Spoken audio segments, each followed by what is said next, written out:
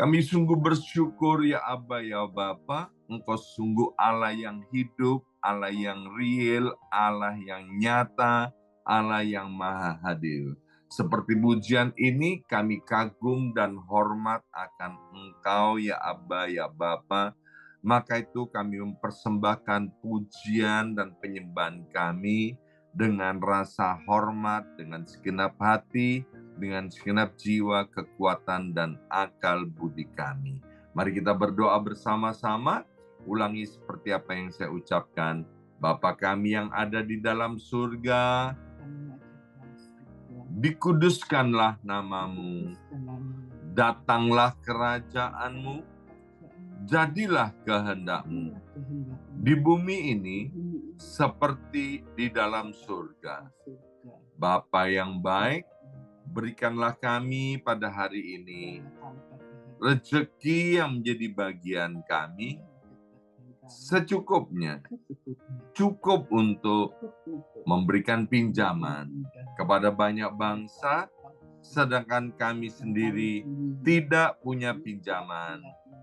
Cukup untuk menjadi saksi Tuhan, mulai dari Yerusalem, Yudea, Samaria, sampai ke ujung-ujung bumi.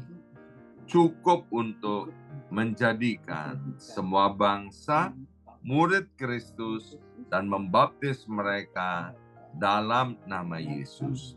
Terima kasih Bapa untuk rezeki yang secukupnya. Dan ampunilah dosa-dosa kami, ampunilah kesalahan kami, seperti kami pun mengampuni orang-orang yang bersalah kepada kami. Dan janganlah masukkan kami ini ke dalam pencobaan, tetapi bebaskanlah kami dari segala yang jahat, sebab Engkaulah yang empunya kerajaan, kuasa, dan kemuliaan sampai selama-lamanya. Dalam nama Tuhan Yesus, kami sudah berdoa. Haleluya, haleluya. Mari Bapak Ibu sekalian, sekarang kita bersama-sama sebelum mendengarkan firman Tuhan secara serempak dan serentak, kita akan menggemakan Mazmur 91 dengan suara yang keras, dengan suara yang lantang dari tempat kita masing-masing. Alkitab berkata, mati dan hidup dikuasai oleh lidah. Siapa suka menggemakannya akan memakan buahnya. 2, 3. Mazmur 91. Orang yang duduk dalam lindungan yang maha tinggi dan bermalam dalam naungan yang maha kuasa akan berkata kepada Tuhan, tempat perlindunganku dan kubu pertahananku, Allahku yang kupercayai. Sungguh Tuhanlah yang akan melepaskan aku dari jerat penangkap burung dan dari penyakit sampar yang busuk. Dengan kepaknya Tuhan akan menudungi aku. Di bawah sayapnya aku akan berlindung. Kesetiaan Tuhan ialah perisai dan pagar tembok. Amin, amin, amin. Terjadi di dalam nama Tuhan Yesus. Aku tak usah takut terhadap kedahsyatan malam, terhadap panah yang terbang di waktu siang, terhadap penyakit sampar yang berjalan di dalam gelap, terhadap penyakit menular yang mengamuk di waktu petang. Walau 1.000 orang rebah di sisiku dan 10.000 di sebelah kananku, tetapi itu tidak akan menimpa aku. Aku hanya menontonnya dengan mataku sendiri dan melihat pembalasan terhadap orang-orang fasik. Sebab Tuhan ialah tempat perlindunganku yang maha tinggi telah kubuat tempat perteduhanku. Amin, amin, amin. Terjadi, terjadi di dalam nama Tuhan Yesus. Malapetaka tidak akan menimpa aku dan tulah tidak akan mendekat kepada kemahku. Sebab malaikat-malaikat Tuhan akan diperintahkan oleh Tuhan kepadaku untuk menjaga aku di segala jalanku. Para malaikat Tuhan akan menatang aku di atas tangannya, supaya kakiku jangan terantuk kepada batu. Singa dan ular tedung akan aku langkai. Aku akan menginjak anak singa dan ular naga. Amin, amin, amin. Terjadi, terjadi di dalam nama Tuhan Yesus.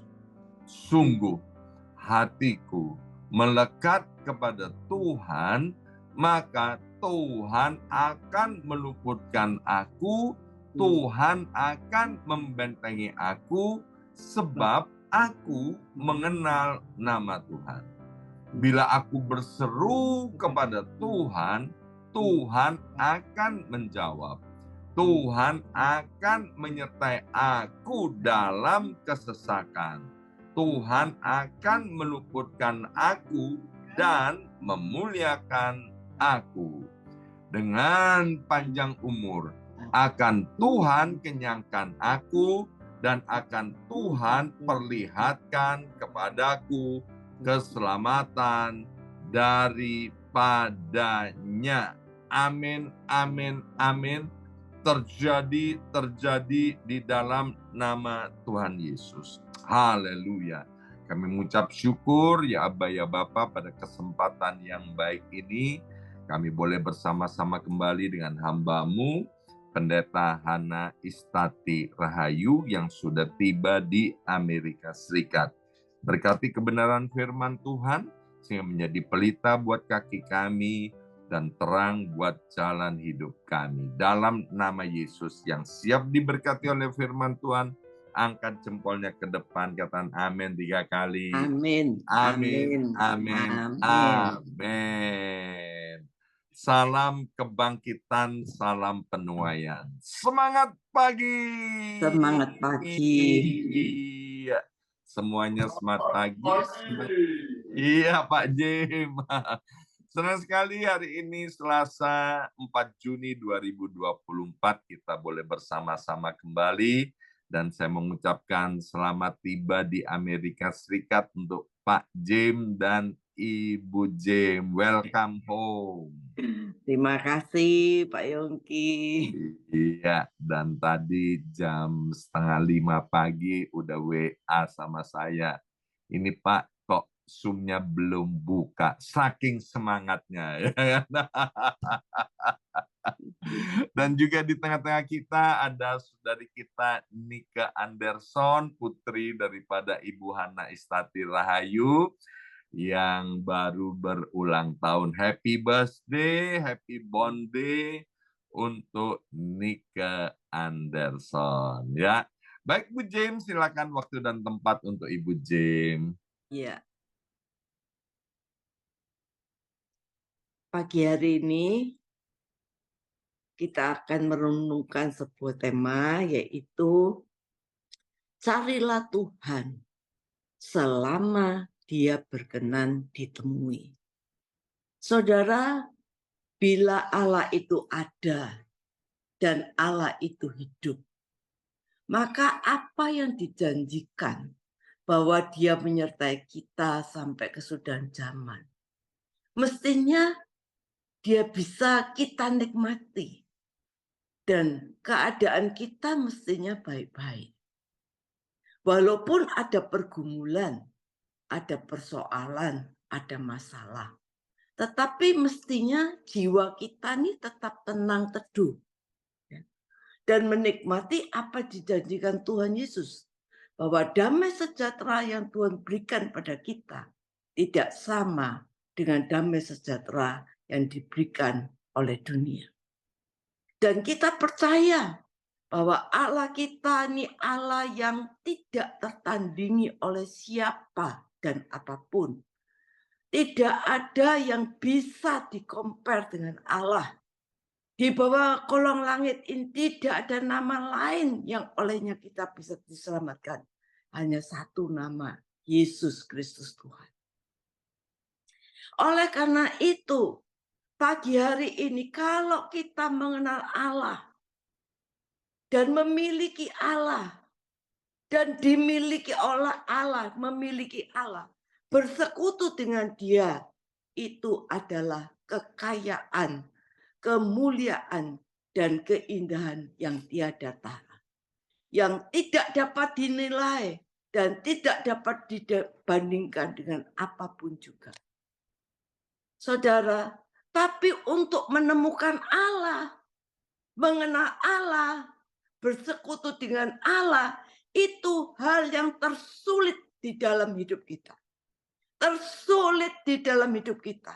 Dan tidak ada harga yang lebih tinggi yang harus kita bayar untuk menemukan Allah, mengenal Allah, dan untuk bersekutu dengan Allah. Kita harus mengambil keputusan untuk bangun pagi, untuk duduk di kaki Tuhan, untuk merenungkan firman Tuhan. Harus berani meninggalkan dosa, keinginan daging, keluar dari zona dunia, harus betul-betul hidup kudus, dan masih banyak lagi. Karena Allah itu kudus. Tanpa kekudusan tidak mungkin kita berjumpa dengan Allah. Oleh karena itu, Allah memberikan firman Tuhan yang harus kita panuti, menjadi pedoman bagi kaki kita setiap langkah kita. Supaya apa? Di dalam pedoman, patron, pola Allah ini, kita bisa bersekutu dengan Allah, mengenal Allah, dan dimiliki oleh Allah. Saudaraku, kalau jarum jatuh di tumpukan jerami, itu sulit untuk ditemukan. Bahkan mustahil untuk ditemukan. Saudara, itu jarum. Saya pernah anak saya, saudara. Anak saya Yogi, saudara. Itu di sekolahnya dia pernah main-main, saudara. Waktu dia di SMA jatuh sampai giginya ini lepas. Waktu giginya depan ini lepas, saudara. Sama dia itu dibuang di sampah. Saudara, saya cari obrak-abrik di sampah yang busuk itu gigi, saudara. Untungnya itu dibungkus sama tisu, saudara.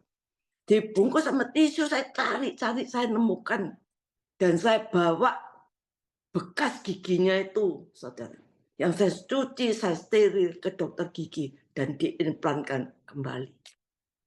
Saudara, kalau jarum jatuh di tumpuan jerami, itu sulit ditemukan.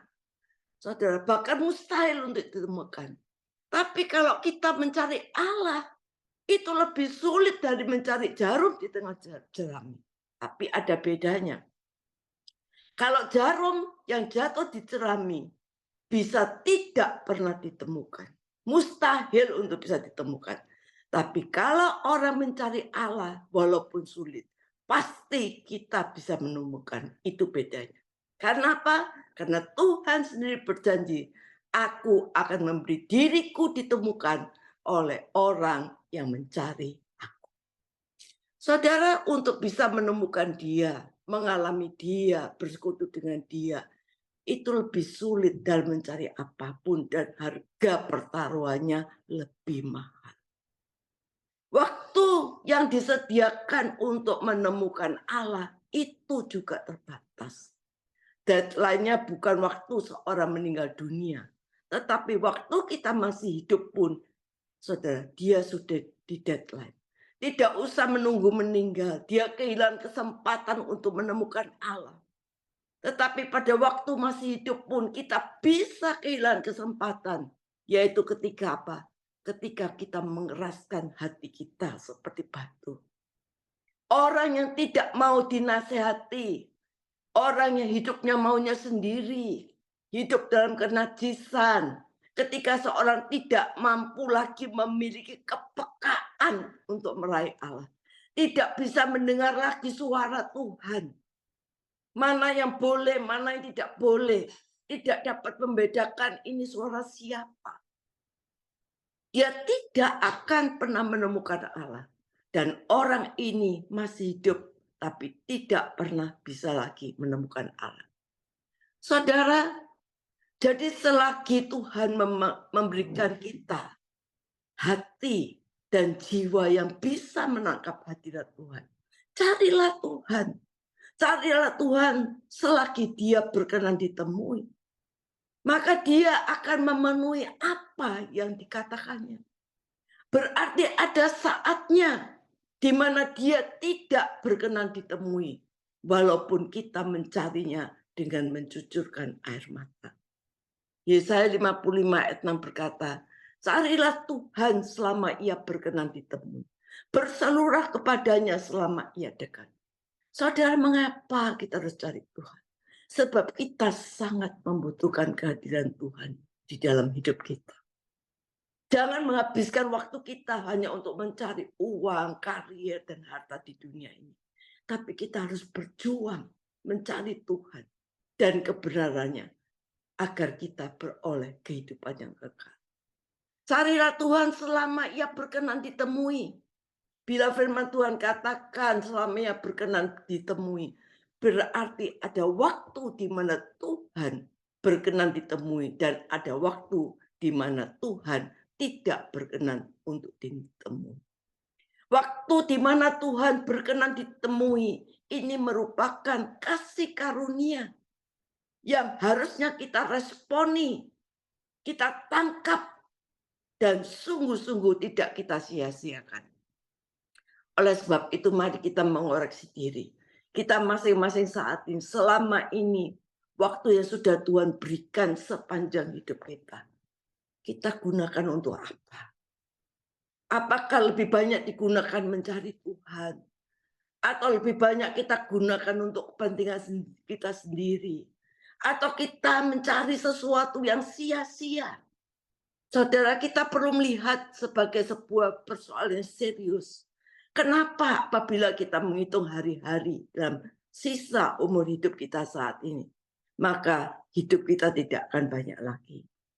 Firman Tuhan mengatakan, hidup kami 70 tahun. Kalau masih kuat 8 tahun. Dan kebanggaannya adalah kesukaran dan penderitaan. Sebabnya berlalunya buru-buru dan kami melayang lenyap. Mazmur 90 ayat 10. Jadi seharusnya kita mulai mempunyai satu pola pikir yang sudah harus dirubah. Artinya kita tidak bisa lagi hidup sesuka hati kita, semau kita. Harus ada perubahan akal budi dan terutama karakter kita. Selama ini begitu banyak waktu yang kita buang sia-sia. Masih ada di mana pintu perkenanan Tuhan akan ditutup. Dan Tuhan tidak lagi berkenan ditemui. Karena waktu Tuhan yang berikan sudah selesai. Yang lebih menakutkan lagi, apabila waktu yang sudah selesai Tuhan berikan. Tapi kita tidak menyadarinya bahwa pintu perkenanan Tuhan sudah tertutup. Kita masih rasanya ke gereja, kita masih rasanya berbakti. Sementara kita masih hidup dalam kesia-siaan dan mengisi hidup kita dengan perkara-perkara dunia. Hal-hal yang akan terjadi waktu kita mencari Tuhan saat kita berkenan ditemui. Saudara, Tuhan akan menyingkapkan segala kejahatan di dalam hati kita. Bandingkan firman Tuhan di dalam Yeremia 17 ayat 9 sampai 10. Betapa liciknya hati. Hatinya sudah membatu. Siapa yang dapat mengetahuinya? Aku Tuhan yang menyelidiki hati. Saudara, hati yang membatu itu kalau dalam bahasa Inggrisnya itu sangat jahat. Hati kita ini sesungguhnya sangat jahat. Tapi kita sendiri tidak mengetahuinya. Hanya Tuhan yang mengetahuinya. Dan hanya Tuhan yang bisa menyingkirkannya. Mengapa semua kejahatan kita perlu disingkapkan? Supaya kita menyadari dan bertobat, saudara. Yang kedua, kalau kita dekat sama Tuhan, Tuhan akan mengampuni dan melimpahkan segala pengampunan pada kita jika kita bertobat. Saudara, Tuhan yang ketiga, Tuhan akan mencurahkan firman-Nya, firman Tuhan yang keluar dari mulutnya tidak pernah kembali dengan sia-sia, tapi yang melaksanakan apa yang Dia kehendaki dan akan berhasil dalam apa yang Dia suruh padanya. Cara berpikir kita, pandangan cara hidup kita akan mengalami perubahan. Saudara, dikatakan firman Tuhan selalu mengatakan bahwa hati orang tersebut mengalami sukacita, damai sejahtera. Digambarkan seperti gunung-gunung, pohon-pohon ikut bersorak-sorai, bertepuk tangan. Yang kelima, keadaan kita akan mengalami perubahan. Saudara. Dan yang keenam, Tuhan akan dipermuliakan. Saudara, kuasa kegelapan itu menipu. Dia memang penipu. Salah satu usahanya membinasakan manusia supaya manusia tidak mengenal Allah. Atau menunda, tidak maksud untuk mengkhianati Allah, tapi menunda. Padahal manusia kapan saja detak jantungnya bisa berhenti. Saudara, ada perang, ada kecelakaan, naik pesawat kapan itu Singapore Airlines ada yang mati satu. Belum lagi pengaruh dunia sangat kuat pada diri seseorang. Belum hatinya yang membatu, saudara. Dia tidak bisa lagi menyambut Tuhan. Saudara percaya ada orang-orang begitu rupa, saudara. Sehingga sampai titik di mana dia tidak layak lagi bergaul. Kenapa? Kadang-kadang kesombongannya, keangkuhannya, dia menunda untuk datang pada Tuhan. Saudara, kalau dalam hidup ini kita masih ada rasa takut akan Allah, puji Tuhan. Tapi ada orang yang merasa tidak membutuhkan Tuhan. Kok bisa ya? Karena Tuhan tidak kelihatan. Semua kehidupan berjalan dengan baik. Ya. Keuangan berjalan dengan baik, keluarga berjalan baik, dan setan berkata, semua baik, kamu tidak perlu Tuhan, buat apa cari semua dalam keadaan baik. Tapi kalau kita menghadap Tuhan, tidak bisa baik-baik, saudara. Kenapa kita tidak cari Tuhan? Mungkin ada orang yang mencari Tuhan, tapi nggak maksimal, saudara. Tidak full heart, tidak serius, tidak sepenuhnya. Datang ke gereja, kebaktian, itu karena rutinitas. Nah, ciri-ciri orang yang mencari Tuhan dengan sungguh-sungguh. Dia ke gereja tuh dengar firman dengan sungguh-sungguh. Selama dia bisa dengar. Ikut doa pagi, pokoknya cari Tuhan. Allah itu nyata. Saudara terutama worship leader. Harus setiap hari cari Tuhan. Sehingga kalau dia mimpin itu pujian. Waktu dia menjadi worship leader. Itu kuasa Allah akan mengalir. Dia akan membawa hadirat Tuhan. Langsung nancep tembus. Karena tiap hari datang pada Tuhan. Saudara, kalau saudara selain bergaul dengan seseorang. Maka keakraban itu membuat seseorang kurang menghormati. Umpamanya, kita menghadap pejabat. Wakil presiden. Kita ketemu, saudara. Kita menjadi gemetar. Dan orang kalau di Indonesia, ya Pak, baik Pak, siap Pak, sambil tunduk-tunduk. Itu menghadap pejabat. Tapi begitu akrab, bahasanya lain, saudara. Sudah tidak menghormati lagi. Gimana bos? Gimana bro? Pak, sudah tidak menghormati lagi. Tapi saudara tidak bisa buat itu dengan Tuhan. Makin saudara akrab dengan Tuhan, saudara makin takut. Makin akrab dengan Tuhan, saudara makin gentar. Nggak bisa kita seenaknya. Karena itu dalam Mazmur 2:11 berkata, beribadahlah kepada Tuhan dengan takut dan ciumlah kakinya dengan gemetar. Jadi semakin kita mengenal Tuhan, saudara kita semakin takut berbuat salah. Kita semakin gentar, saudara. Kita mesti berjalan hati-hati. Kita enggak mau sembarangan. Kalau hukum dunia beda, saudara. Semakin akrab, kita enggak menghormati. Panggilannya bos, halo bos, halo bro, itu saudara. Saudara, waktu kita menyembah Tuhan, pujian dinaikkan, itu Allah hadir, saudara. Allah ada. Saudara, kadang-kadang kita enggak respect. Waktu pun penyembahan di gereja, saudara, banyak orang yang masih pegang HP, saudara. Masih total HP, saudara. Saudara, seharusnya waktu penyembahan itu otomatis tangan kita bisa terangkat. Mungkin kita bisa menangis. Kita punya bahasa tubuh yang mengekspresikan jiwa. Kita menghormati Tuhan. Kita sedang di hadirat Tuhan. Jangan main-main. Tuhan itu ada. Kok nggak ikut menyembah? Tuhan itu ada. Saudara, orang yang mencari Tuhan itu akan semakin dekat dengan Tuhan, semakin takut. Semakin tidak akan berbuat yang tidak baik. Semakin hormat, saudara. Beda dengan manusia. Semakin tidak akan berbuat dosa.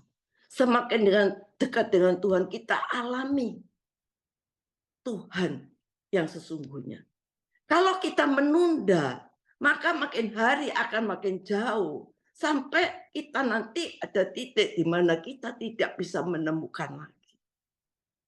Saudara, tidak ada yang lebih berharga daripada Tuhan. Orang yang dekat dengan Tuhan, bersekutu dengan Tuhan, itu makin takut berbuat dosa. Dulu tidak jujur itu gampang. Sekarang untuk tidak jujur itu berat. Dan ada lagi cirinya orang yang dekat dengan Tuhan. Itu kegemaran akan dunia menjadi pudar. Kalau dulu demi hobi, saudara tinggalkan anak istri. Sekarang beda. Lagi cirinya lagi, saudara akan punya naluri bahwa dunia ini bukan rumah kita. Dan yang satu lagi, sifat karakterlah yang diimpartasikan. Sifat karakter Allah diimpartasikan, ditularkan dalam hidup kita. Ini yang terpenting. Apa saja sifat Allah? Allah itu kasih, Allah itu mengampuni. Saudara, harus ada perjumpaan dengan Allah untuk membuktikan keberadaan Allah dalam hidup kita. Saudara, setiap kita diberi akses untuk berjumpa dengan Bapa. Firman Tuhan mengatakan tirai bait Allah terbelah. Simbol bahwa manusia bukan hanya imam besar yang hanya boleh 1 tahun 1 kali menjumpai Allah. Tapi kita semua ada di dalam jalur berjumpa dengan Allah setiap saat. Karena Tuhan Yesus berkata, akulah jalan itu. Akulah akses itu. Seringkali mungkin kita merasa komplain. Kenapa Tuhan Engkau tidak menyatakan diri berlimpah kepadaku? Bahkan doa sepertinya tidak terjadi apa-apa. Saya pernah mengalami doa sampai 5 tahun. Awalnya seperti doa tidak terjadi apa-apa. Tapi saudara jangan pernah kecewa. Kalau itu porsi yang Tuhan berikan. Ada orang yang porsinya 3 tahun. Ada orang yang porsinya 1 bulan sudah dijawab. Saudara, tapi terima itu memang porsinya Tuhan. Tapi ayo kita tetap cari Tuhan terus. Cari Tuhan terus. Saudara, karena apa? Karena kita akan menjadi surat Kristus terbuka. Kita akan menjadi berkat bagi orang lain. Bagaimana kita akan menjadi berkat pada orang lain? Kalau kita sendiri tidak tahu siapa Allah yang kita tawarkan. Dan banyak orang yang tidak sanggup menantikan Tuhan. Firman Tuhan berkata, nantikan Tuhan. Diam di hadapan Tuhan. Jadi kita perlu serius. Saudara, saudara kadang kita datang ke kantor pejabat, ya dicuekin. Besok datang lagi, tidak ditemui. Datang lagi, ya saudara, dihindari. Datang lagi. Kenapa kita berulang-ulang? Karena kita butuh, saudara. Tetapi waktu kita menantikan Tuhan, selain kita tidak sabar, kita maunya instan. Saudara, ubah rutinitas hidup kita. Rutinitas hidup kita harus berubah. Kalau hari ini saudara dengar firman, lalu saudara kembali ke rutinitas kemarin, maka firman ini tidak akan mengubah hidup kita. 2-5 tahun lagi tidak ada perubahan. 10-15 tahun lagi tidak akan pernah berubah, saudara, dan tidak akan saudara menemukan Tuhan. Ayo terus bertumbuh, jangan tawar hati. Semakin kita mengenal Dia, maka kita yakin dan berkata, ternyata hanya Dia yang kita butuhkan. Serius cari Tuhan tahap demi tahap. Semakin dekat dengan Tuhan, kita makin menghormati Tuhan, dan kita akan berkata, hanya Tuhan yang saya butuhkan, bukan yang lain. Dan sampai titik ini, kalau kita sudah bisa berkata gitu, saudara, kita tidak bisa balik lagi. Ini sampai poin no return back. Dan seperti inilah kita akan menjadi mempelai Tuhan. Amin. Tuhan, saat ini kami mengucap syukur pagi hari ini. Kami tahu anak-anak-Mu yang ada di Zoom ini senantiasa mencari Tuhan setiap pagi. Dan kami percaya ada upah yang Tuhan berikan pada setiap apa yang kami lakukan. Kami percaya Tuhan, orang yang mencari Tuhan akan menemukan Tuhan. Karena Tuhan berkata, aku akan menemui orang yang mencari aku. Biarlah saat ini Tuhan, apa yang menjadi masalah kesulitan dalam hidup anak-Mu. Kami percaya bahwa bagi Tuhan tidak ada yang mustahil.